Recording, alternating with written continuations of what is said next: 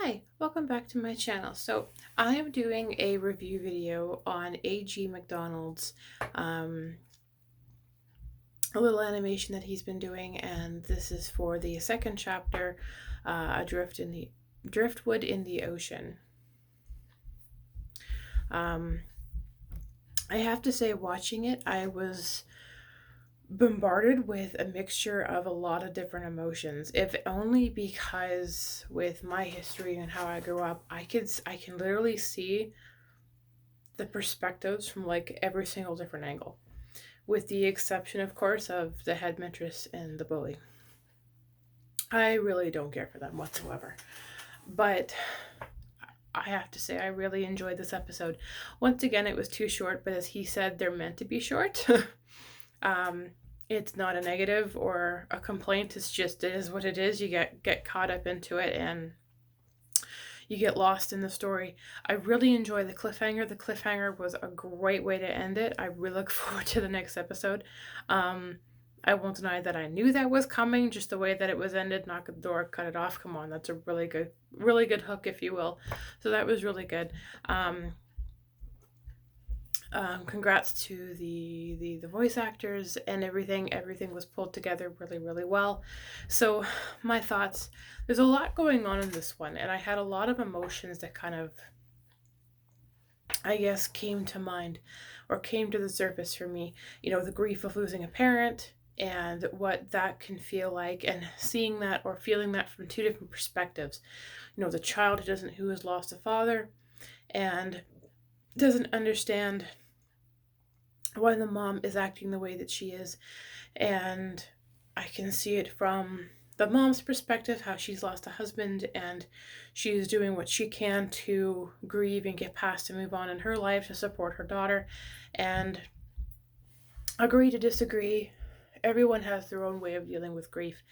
And it can be very difficult for a child to understand why the parent is doing things the way that they are.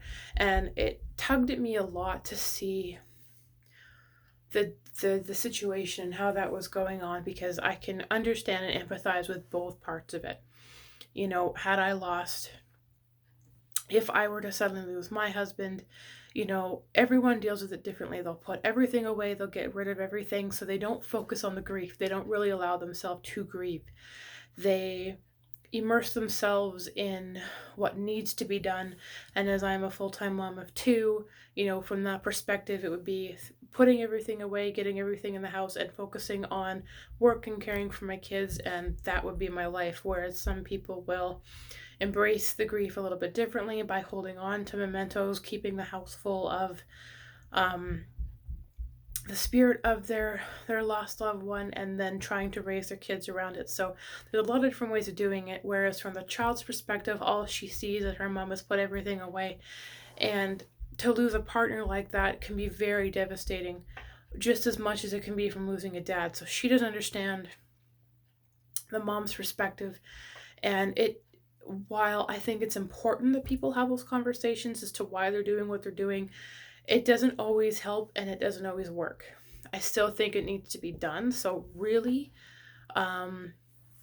Hera and her mom need to sort of embrace the concept and the grief together. They really should try an open dialogue about the fact that she's doing it the way she's doing it for a reason, and maybe allow some compromise that the daughter is grieving in her own way, and there really needs to be some kind of connection there. Again, it doesn't always work out that way, and everyone deals with it in their own way. That's just my thoughts. In terms of another feeling that I got off of it, the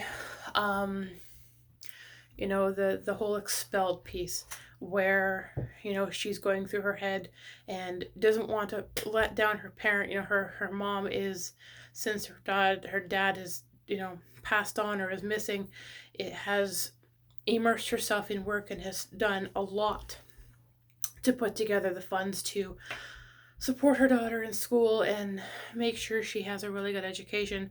So there's a lot of pressure on a child or anybody who knows that someone is going out of their way to ensure that they have a really good life, and that puts a lot of pressure on someone. So I can kind of, no, not even forget kind of, I can absolutely understand and empathize with that concept as well. So from a kid's perspective, the feeling of not wanting to disappoint their parent because they're sacrificing so much of it or so much to help their kid out or to provide a better life for them really weighs heavy on you to not screw up. At the same time, it's almost unfair of the parent to constantly remind their kid that they are doing that.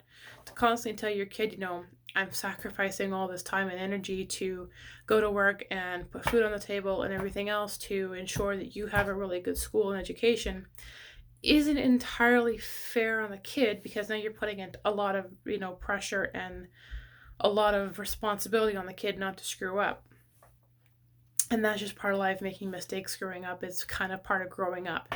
So I can see both parts. So again, I had a lot of emotions about that. And that just comes from my own very eventful childhood myself. Going into, again, with the next dilemma, the whole bullying, as A.G.Macdonald said, that,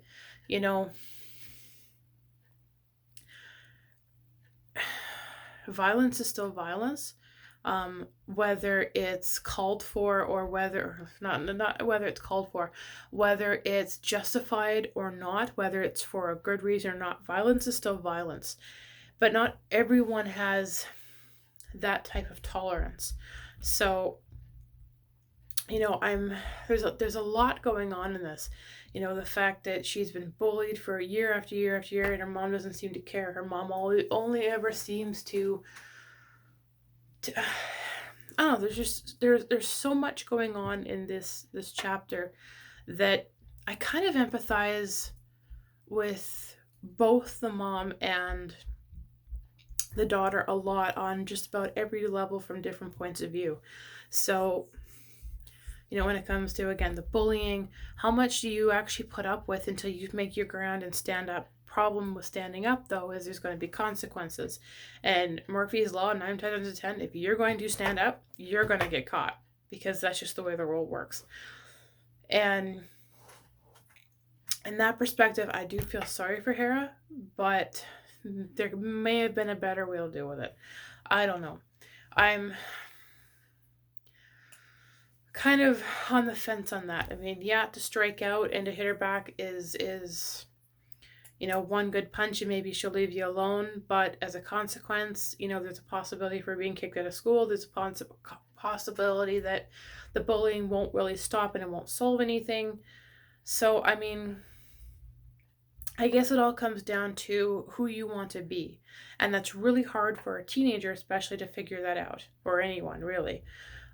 Who's being bullied on a regular basis. Do you want to hold your ground to your own morals and not lash out regardless of what's going on and try and take other measures to protect yourself? Or do you want to, push back a little bit, try lashing out, try hitting back and see if that works? I mean, it really comes down to who do you want to be. And again, that can be very difficult. So, I mean, watching this episode or this chapter, I felt a lot of different emotions, because I can relate with the bullying. I can relate with, the parent, the not wanting to disappoint your parent. I can absolutely really relate to understanding grief and the concept that goes with that. There was a lot that went on in this one. And I am really interested to see what happens next. So again, these are just my own thoughts, my own opinions. I'd be very curious to see or to hear what anybody else thought. So yeah, thank you for allowing me to do a review video. I hope this does your show justice. Again, these are just my own thoughts, my own opinions. If anybody has anything else to add, I'd love to know what you thought.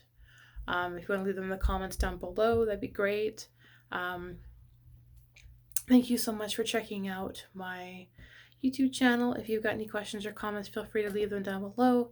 If you are a new subscriber, please make sure to like, share, and subscribe, and hit the bell icon for when a new video comes up. And to all my existing subscribers, thank you so much for checking this out and for responding, and I will see you in the next video.